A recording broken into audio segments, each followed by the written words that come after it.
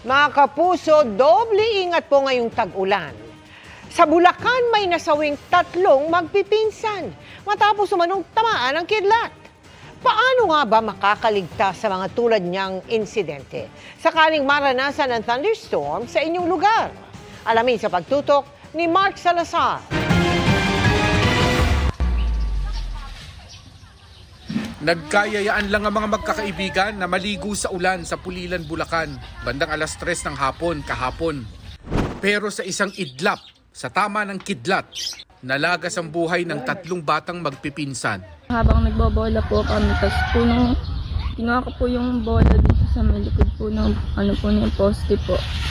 Yung pagkuha ko po bigla po kumidlat na malakas. Tapos yung paglingon ko po, wala na pong mali yung mga pinsa ko, tapos umuusok po.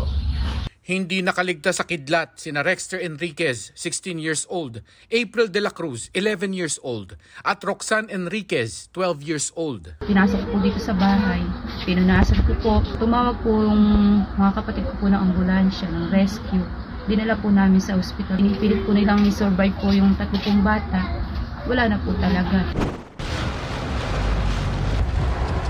Ayon sa Pag-asa, panahon talaga ngayon ng thunderstorms na may kasamang kidlat.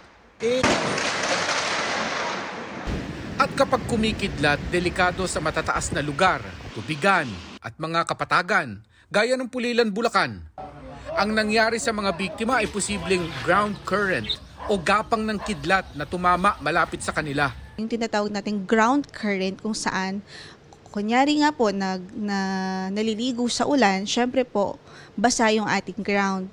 So kapag nag-strike ang lightning doon, talagang malaki ang tsansang maaapektuhan or maaabot po ng current yung mga naliligo doon sa ulan. Napakadelikado raw ng nakalakihan nating paliligo sa ulan. Habang nasa labas ka, hindi ka safe. As long as nasa labas ka po, hindi ka talaga totally safe.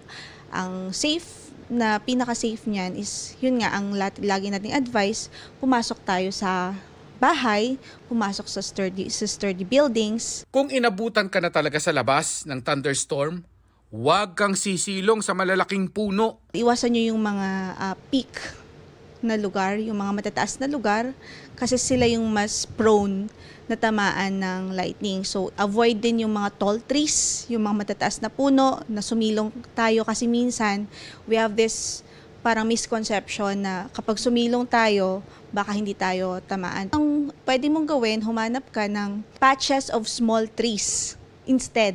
Huwag ka rang hihiga. May mga ganitong lightning sensor na kapareho ng ginagamit sa mga airport sa kanilang lightning alert advisories. Pwede raw sigurong i-install ito ng mga local government, lalo na kung lightning hazard ang kanilang lugar. Kung meron silang budget, kung meron nga ma-hire na meteorologist for DRR purposes, why not? Mas maganda po yung ganun. Para mas localized, mas tailor-fit yung mga warnings nila sa lugar nila. Pinakamainam pa rin daw ay magmanman. Dahil kilala naman natin ang ulap na mukhang magdadala ng malakas na ulan at kidlat. Kung tanaw mo na sa malayo, marami ka pang oras maghanda. Para sa GMA Integrated News, Mark Salazar, nakatutok 24 oras.